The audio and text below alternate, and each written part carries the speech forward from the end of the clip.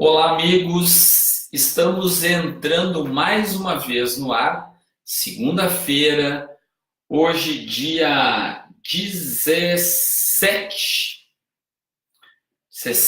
de dezembro de 2018, são 18 horas e 45 minutos, estamos entrando pontualmente no ar com a coluna Conversa Tributária com Mauro Negroni. E olha aí, já temos a Valéria Silva, sempre muito atenta, muito presente na nossa coluna. Egberto Coelho, querido amigo, está aí também com a gente. Juliandre Damo também está com a gente. Bacana. Hoje nós vamos falar sobre o... Boa noite, Egberto. Um abraço, cara. Nós vamos falar sobre o ICMS, substituição tributária, e vamos dar uma linha geral, uma pincelada geral nesse tributo indireto, esquisito pra caramba, que se tornou o imposto sobre circulação de mercadorias em virtude da substituição da responsabilidade tributária. Então, hoje nós vamos falar sobre imposto estadual, sobre tributo estadual. A gente tem falado bastante aqui sobre Bloco K, sobre FDR-INF, sobre retenções, mas hoje nós vamos falar então sobre convênio ICMS 52, nós vamos falar sobre registro C176, sobre Bloco E, sobre, enfim, sobre as demonstrações aí da apuração da substituição tributária, sobre CAT, né? Nós temos aí também, dentro desse escopo, eu anotei aqui alguns itens para a gente falar sobre a CAT 42, 2018, do Estado de São Paulo. O Cristiano BN entrou aí com a gente também. Muito boa noite, Cristiano. Seja muito bem-vindo. Tá? Então, vamos dar só um tempinho para os nossos amigos, tomar uma aguinha. Hoje eu estou com uma caneca não, mas um copo, né, da Fevale, a instituição onde eu estudo, estou fazendo mestrado da indústria criativa lá na Fevale, no estado do Rio Grande do Sul. Então, hoje estou usando esse copo plástico para alimentar aqui a garganta, né? Alimentar a garganta é com água. Não é isso? Então, hoje nós vamos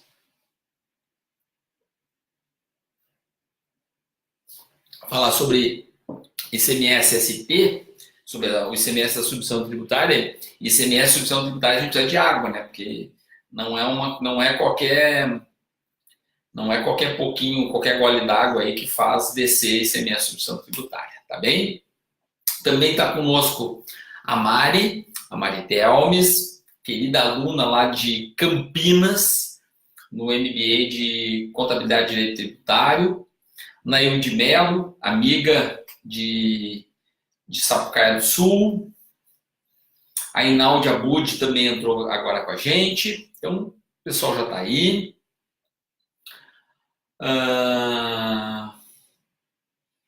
A gente vai... Obrigado, Nailde. Obrigado pelo apoio mútuo, né? Então, esteja sempre com a gente aqui na coluna, acompanhando e também informando o teu público. Bom, nós vamos começar aqui hoje falando sobre ICMS substituição tributária. Para quem não é da área contábil, para quem não é da área tributária, eu vou fazer uma pequena introdução para poder entender, porque eu tenho sempre essa preocupação. Algumas colunas que a gente faz aqui, teve até um professor que me comentou esses dias, que ele passa para os seus alunos, como é uma coluna curtinha, né, uma coluna que cabe em um período, geralmente, né, meia hora, 40 minutos, pega só o miolo propriamente da coluna, e, eventualmente, quando é um assunto que eles estão tratando lá no âmbito acadêmico, ele utiliza a minha explicação aqui para dar aula para os alunos lá, né? Usa como material de apoio, obviamente, né? Mas é muito interessante, eu fico muito agradecido a todos os professores que têm feito esse tipo de abordagem, porque eu acho que o grande desafio nosso de professores é colocar um conteúdo interessante de uma forma interessante para que tenhamos a atenção dos alunos em sala de aula ou naqueles cursos que são EAD. Eu não dou aula EAD, não sei exatamente como é que é a experiência, claro, eu sei como é que funciona, mas não sei como é que é a experiência para a gente poder manter a atenção de um aluno, né? Então é um grande desafio, tem o celular, tem o colega do lado, tem o barulho da rua, tem o sono, enfim, tem uma série de, né, nessa época do ano tem festa, tem isso, tem aquilo acontecendo, e verão, praia, feriados e tudo mais, e nós, professores, temos que manter a vibe de tornar a aula interessante, termos uma aula interessante, e engajarmos esses alunos, nos inserirmos e engajarmos os alunos de forma que a gente tenha uma simbiose para que o ambiente esteja bacana na sala de aula, né?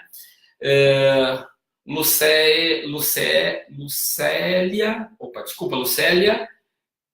Kimansky, que está nos assistindo a partir de Santa Maria, no Rio Grande do Sul, na região central do Rio Grande do Sul. Acho que é o município a cidade mais central do território gaúcho.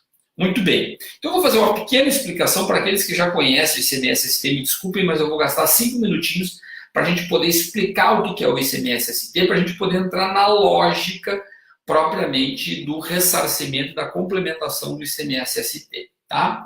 Então, vou pedir um pouquinho de paciência para quem já domina este assunto, ok? Bom, vamos lá. O ICMS, como a gente sabe, é um tributo indireto. Significa que eu posso fazer por vários mecanismos essa apuração indireta. A tradicional que a gente usa no Brasil, ela é assim. Quando eu tenho uma origem, esse cara gera um débito de ICMS, e esse débito de ICMS, no destino, vira um crédito. Então, o débito de um gera o crédito do outro. Como este aqui já veio precedido de uma operação anterior, então eu tenho a origem anterior aqui, eu vou ter também um débito de ICMS. E, por consequência, um crédito de ICMS aqui. Um crédito.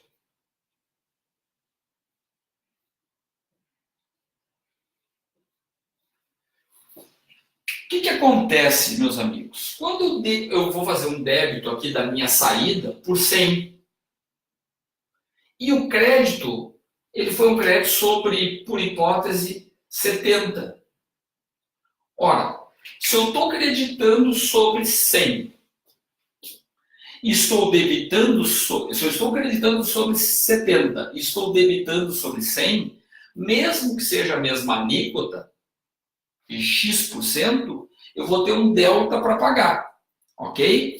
Isso é o que acontece no ICMS. Então, é o que a gente chama de conta corrente de ICMS. Eu debito e o meu destinatário acredita, desde que o destino aqui não seja um não contribuinte, uma pessoa que não é contribuinte do ICMS. Tá? Pode ser uma pessoa física ou pode ser uma pessoa jurídica que não é contribuinte do ICMS. Pode ser uma empresa imune ao ICMS ou ainda pode ser uma pessoa física. Tá? Pode ser um órgão não governamental, enfim, várias hipóteses em que o destinatário não é uma pessoa contribuinte de ICMS. Ainda que seja contribuinte do ICMS, se parte do pressuposto que ele fará, se ele fizer a operação com o consumidor final, aqui é comum ser o varejo, o varejo mesmo, aquele que vai vender o produto para o consumidor final, então a ele se aplica a substituição tributária do recolhimento do ICMS pela origem. Ou seja, o ICMS se dá assim, eu debito, quem me vende se debitou e eu como comprador me creditei. Ponto. Esse é o princípio básico do ICMS. A efetiva circulação de mercadoria, gerando um débito para quem é o remetente das mercadorias e esse débito vira um crédito para quem é o adquirente, para quem é o destinatário daquela mercadoria. Muito bem. Em geral, o próprio admitente. A Valéria está me dizendo que caiu. Alguém percebeu também uma queda? Está todo mundo comigo aí? A Alessandra Eichler, de Porto Alegre. Está todo mundo ouvindo? Alguém pode me dar um sinal aí? Estamos no ar? Quem é que pode me dar um sinal?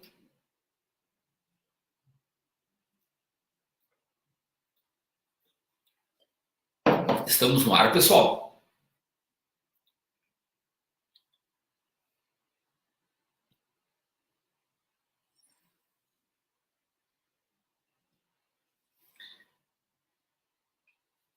Eu estou conseguindo navegar aqui normalmente. Ó, a Juliane o Juliandre Damo está dizendo que está tudo ok. Então, seguimos o baile. Talvez tenha caído lá para a Valéria. Pode acontecer. Bom, então assim, quem é o remetente se debita e eu, como destinatário da circulação da mercadoria, me credito aqui. Em geral, o vendedor e o adquirente. Mas pode não ser assim, porque pode ser remessa, enfim, uma certa situação, operação à ordem e tal. Mas eu vou pegar aqui o princípio básico do ICMS. Então, quem faz essa. E aí, sobre esse delta deste valor aqui, que nesse caso é os R$30, né? Eu comprei por 70, estou vendendo por 100, eu tenho um delta aqui de R$30, que é sobre o qual incidirá o ICMS. No Brasil, não calculamos exatamente assim. Nós não calculamos os 30, né? Como é o IVA. Nós calculamos assim, tudo que eu comprei me dá crédito, em geral tudo, não é exatamente tudo, mas em princípio tudo aquilo que eu comprei me dá crédito e tudo aquilo que eu me debito, tudo aquilo que eu vendo me dá débito, né? Ou seja, tudo aquilo que entra no meu estabelecimento me dá crédito, tudo aquilo que sai do meu estabelecimento me gera um débito, tá? Muito bem. Aí o que acontece? Ó, o Guilherme Parreira entrou. Tudo bem, Guilherme?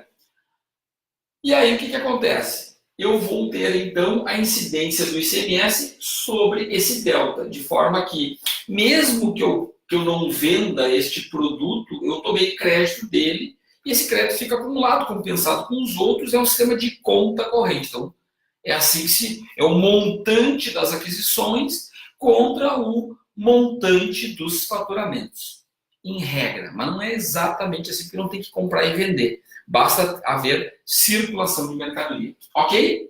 Esse é o princípio básico do ICMS. Quando eu tenho substituição tributária, eu tenho uma coisa que é antecipação. Então, este cara aqui, antes de fazer a venda para este, ele já calcula também quanto que este aqui vai ganhar. Então, para fazer exatamente aquela conta que eu estou fazendo aqui de quanto que deu o valor, eu preciso também fazer no caso da substituição tributária. Poxa, mas para um pouquinho, ó. Tu está me dizendo que quando eu faço a aquisição e posteriormente quando eu faço a revenda, eu comprei por 100, creditei por 100. Quando eu vou fazer a revenda por 150, eu vou me debitar 150. Muito bem. Só que como é que o cara que está Me vender, tu vai saber por quanto que eu estou vendendo. Porque não tem lá muito sentido, né? Eu estou comprando a mercadoria, estou comprando por 100 e a pessoa que está me vendendo, a pessoa jurídica que está me vendendo, vai calcular o meu imposto da saída. Mas para poder calcular o imposto da saída, ele precisa saber por quanto que eu vendo, que é o princípio do débito e crédito. Pois então, quando eu tenho substituição tributária, a gente faz uma antecipação. E essa antecipação da tributação é que vai permitir que eu calcule o imposto da venda, o imposto sobre circulação de mercadorias da etapa seguinte na etapa anterior. Poxa, Mauro, mas eu estou no mesmo problema. Eu preciso saber por quanto é que quem comprou irá vender, para poder saber quanto que é o crédito e para poder saber quanto que é o débito. A diferença entre os dois é que eu vou tributar. É verdade. E aí vem a figura do MVA, margem do valor agregado. Em alguns estados chamados de margem de valor arbitrado. Ou seja, o Estado diz que quando tu comprar colchões, por hipótese, estou dando um exemplo aqui.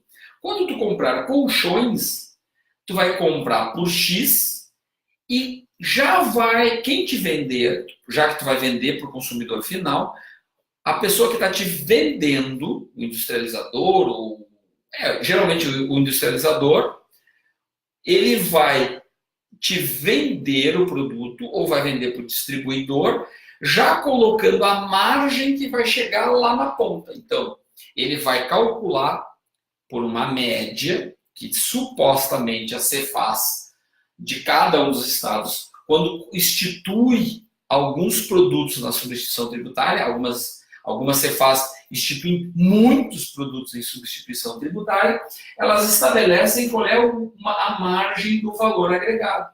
Então, por exemplo, tu compra colchões e se pressupõe que quando tu vender para o consumidor final, tu vai ter uma margem de 40%.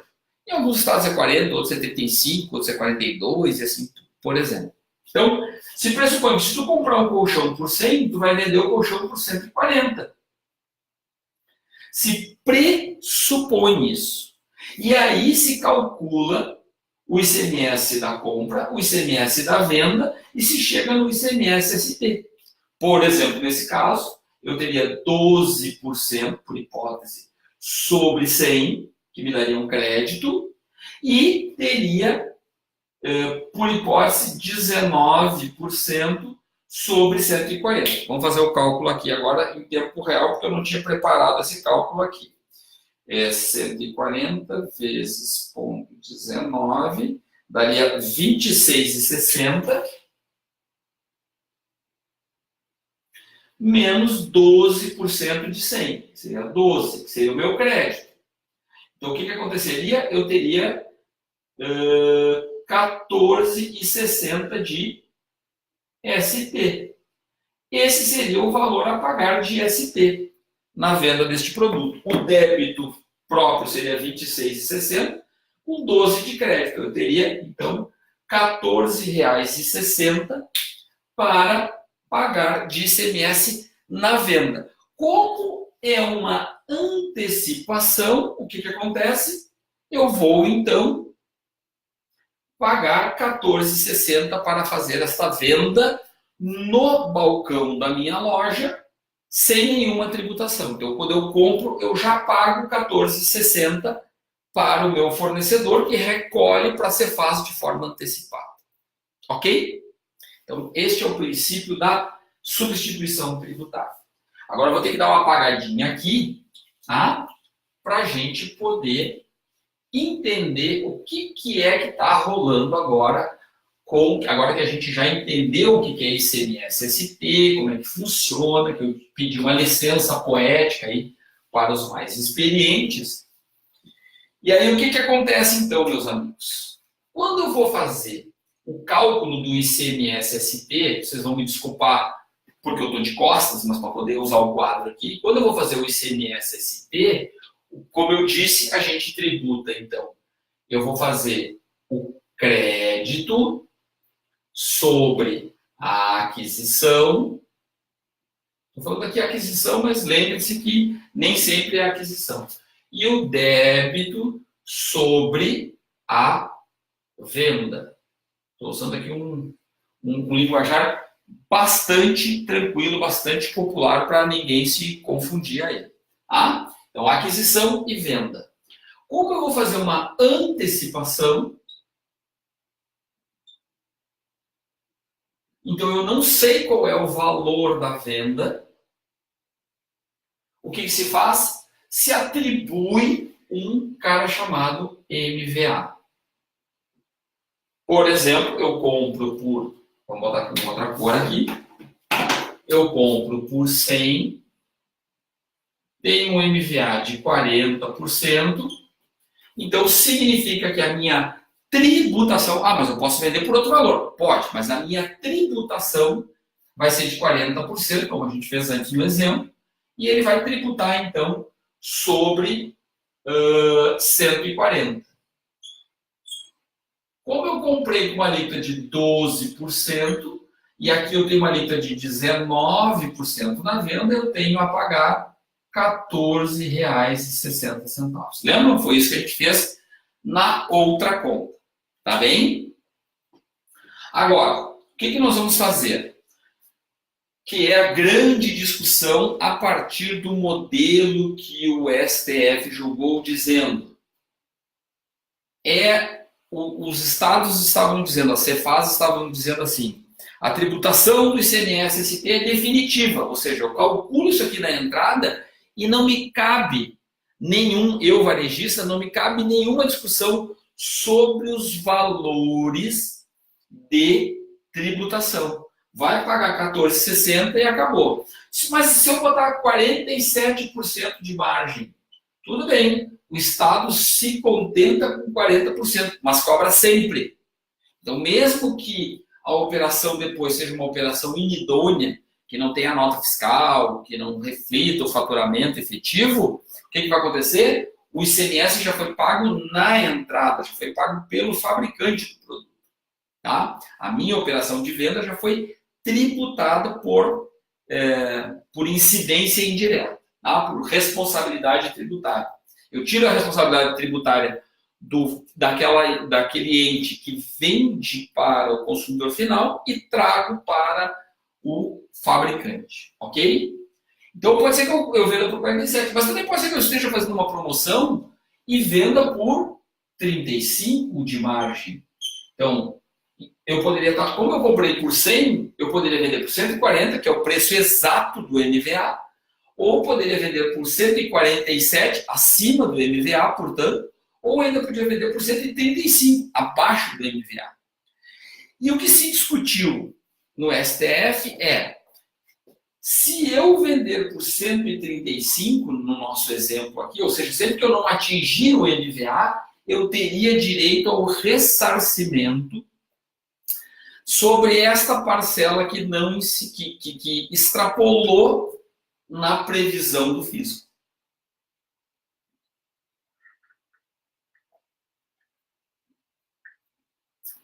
Do fisco estadual. Tá? Então, ele estimou que seria 40. Se for menos do que 40, a margem efetiva, eu tenho direito ao ressarcimento daquilo que eu não atingi. Tá? E o STF diz o seguinte, ok, tu tem direito a ressarcimento, sim. Por quê? Porque a despeito do Estado poder cobrar antecipadamente o tributo, ele não tem o direito de cobrar mais. E neste caso, como a minha compra foi por 100 e a minha venda foi por 135, eu não atingi os 140, suposto, que é o fato presumido, que a gente chama, não ocorreu, que era por uma venda de 140. Ok? E aí, eu teria direito ao ressarcimento reconhecido, inclusive, pelo o Superior Tribunal, o Supremo Tribunal Federal. Ok? Muito bem. Acontece que os estados, vendo esta possibilidade, porque obviamente o contribuinte pediu o ressarcimento, o Estado, a Cefaz, viram a possibilidade de fazer o quê? O Anderson Rodrigo entrou com a gente aí agora, o Marcos de Paula também entrou com a gente aí. Eles viram a possibilidade de fazer o seguinte, tá, mas então quando tu vende a 147, no nosso exemplo, tu também tem que pagar, então, o que se chama de complemento. Então, se eu vendi por menos, eu vou ressarcir, mas se eu vender por mais, eu tenho que complementar. E agora? É ou não é legal? Bem, sendo ou não sendo legal, a Cefaz, algumas já editaram medidas em que pedem a demonstração deste cálculo, inclusive linkados com o controle de estoque. Então, eu comprei e uma nota fiscal veio com 30 peças a R$100. E assim eu fui tratando cada uma delas. Umas eu vendi por menos de 40 de margem, outras eu vendi por mais de 40 de margem e vou fazendo o cálculo. Aí, dessas 30 peças ainda restam, sei lá, 5. Eu vou lá e compro outras 30 peças. Bom, agora eu vou ficar com 35. Ah, mas com 35, sendo que 30 é a R$100. Agora, quando eu comprei a 99. Ah, então agora eu tenho que manter um controle de saldo por situação da aquisição, para poder comparar na venda quais são... Ou seja, eu tenho que montar um Cardex, uma ficha de estoque, uma ficha de controle, para permitir que eu tenha este controle por nota fiscal do saldo dos produtos que demonstre como foi a composição do ressarcimento ou da complementação. Tá? Em São Paulo, esta é a portaria CAT 42 de 2018, que mostra como tu tem que gerar um arquivo com essas demonstrações desses cálculos. Algo que, na maioria dos casos, os ERPs, os sistemas de gestão, de operação, não conseguem fazer. Tá? Então, nós da Decision temos um produto chamado Decision Sped, que um dos módulos que ele tem é exatamente o controle do ressarcimento.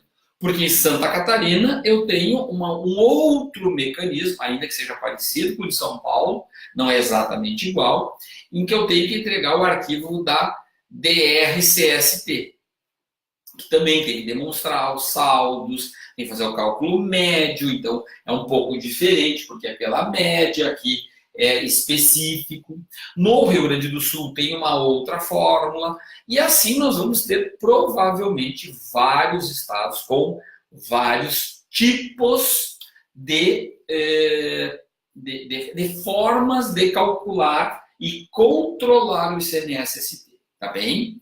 Então, é muito importante, primeiro, entender o mecanismo da substituição tributária. Eu fiz aqui um exemplo muito, a Inaldi Abud até está agradecendo aqui pela explicação, mas este é um exemplo muito paupérrimo, tá? Eu estou colocando aqui, nossa, isso tem requintes de exceção, eu costumo brincar em sala de aula, tá, gente? Não é para assustar ninguém, mas que a própria legislação, ela traz requintes de crueldade com o contribuinte, tá?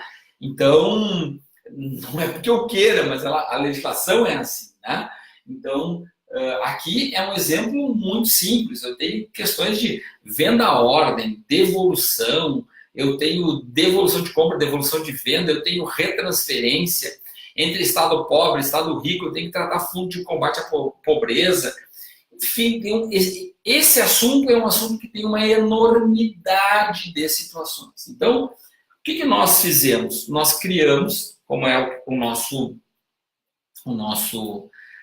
core business aqui na empresa, né? Hoje eu estou aqui na Decision, vocês sabem disso, segundas-feiras, quando vocês enxergam esse quadro branco aqui com essa moldura que é o quadro que fica aqui na minha sala, onde a gente pensa todos os dias o tributário e aplica esse estudo que a gente faz, a gente aplica nos nossos sistemas. Então, o que a gente está fazendo hoje? A gente está adaptando nossas rotinas para poder fazer a criação desses novos atendimentos de novos registros, como é o caso, novos arquivos, novos registros, como é o caso da DRCST em Santa Catarina.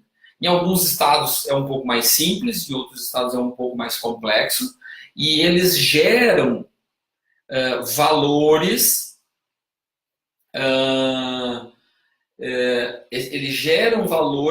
que vão gerar ajustes no bloco E, permitindo o controle. E aí tem cada caso, é um caso, o estado de Pernambuco tem um regramento próprio, enfim, cada estado tem ainda um regramento diferenciado da aplicação. Então, assim, eu posso ter requisitos na geração do arquivo e tenho requisitos no controle e aplicabilidade do ressarcimento propriamente dito, tá? Então, eu tenho que cuidar porque são várias as situações em que a gente tem exceções a serem tratadas, tá bem? O Gustavo está com a gente. Gustavo, vai me desculpar, mas Gustavo Luiz, o teu sobrenome para mim é um negócio que eu acho que eu não conseguiria dizer. Schnorenberger, acho que é por aí, tá? A Inaudi Abud está agradecendo, tinha muitas dúvidas sobre o assunto. Espero que algumas, pelo menos, tenham sido sanadas. A gente pode voltar nesse tema tranquilamente. A Valéria Silva está dizendo que é um excelente tema. Sempre no outro dia eu assisto de novo, muito bem. Acho que é importante, às vezes, quando a gente não pega de primeira, né? Porque para alguns esse é um assunto do dia a dia, para outros nem tanto, né? O Gustavo Luiz está aqui dando uma boa noite. Estou utilizando o vídeo, o Egberto está utilizando o vídeo para treinamento interno com os nossos colaboradores. É isso aí, Egberto. Esses vídeos eles podem ser acessados, né? Nós aqui da Decision, a gente, claro, faz esse trabalho de forma voluntária e gratuita aqui no Facebook, mas a gente também presta consultoria e também aplica isso nos nossos sistemas, né? Então, a gente tem o conhecimento, não é eu, é a nossa equipe aqui de consultores, né? Hoje até não tem ninguém aqui, mas às vezes tem o pessoal aqui no aquário assistindo a coluna ao vivo, né? O que eu estou falando, e aí a gente acaba discutindo uma série de questões, inclusive assim, olha, tu não abordou isso, olha, podia ter feito assim, podia ter feito assado, né? Tati Comerlato entrou aqui, o Juliandre Damo sobre o decreto 54.308 do Rio Grande do Sul, já criou o demonstrativo para a apresentação deste cálculo? Sim, já temos como se operacionaliza no Rio Grande do Sul com os registros de 1921, 1923 na EFB, que é o lugar correto para fazer a demonstração. Não tem que ter CAT, não tem que ter DRCST, não tem que ter outras coisas. O lugar de fazer a demonstração é na própria EFD e CMS-IPI. Tá? Nós tivemos semana passada um encontro de simplificação tributária e no próprio dia da simplificação tributária está surgindo, né, na semana anterior ou na semana seguinte, estão pipocando novas obrigações que, poxa, vamos combinar que não precisaríamos, né? Não precisaríamos ter essa enxurrada de novas obrigações por conta do ICMS-ST. Nós poderíamos ter, basicamente, os próprios registros C176, com a possibilidade de complemento e com a possibilidade de ressarcimento demonstrado no próprio registro C176. Poderíamos ter num outro formato, mas não deveríamos ter novas obrigações sendo instituídas por conta do simples ressarcimento e complementação do ICMS-ST. A gente sabe que também tem o intuito dos próprios fiscos em tornar mais difícil a própria demonstração, né? Ainda que estejam jogando com o regulamento embaixo do braço, como a gente diz, né?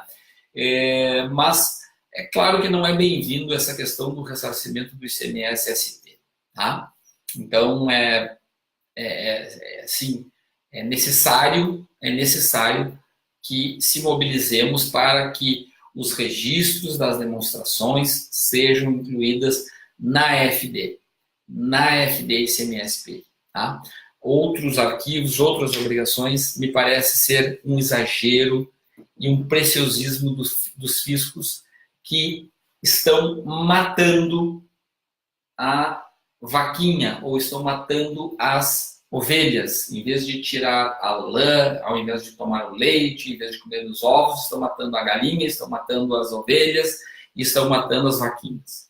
Tá? Então vamos ficar logo. Por quê? Porque essa onda de obrigações que geram pouco controle, porque a despeito do que se fala de ter os arquivos para controle, há pouco controle e há muito mais controle sobre as movimentações. A base da nota fiscal eletrônica é muito mais rica do que as próprias escriturações. Então, assim, claro que as escriturações têm um papel preponderante sobre a apuração, até porque as notas podem ser emitidas num determinado formato, com regimes especiais, com uma série de situações. Então, essa questão da pré-apuração em cima das notas, eu vejo ela com uma certa resistência ainda, pode ser que mude um dia, mas eu ainda acho que estamos muito distantes de fazer uma pré-apuração razoável, que ajude ao contribuinte.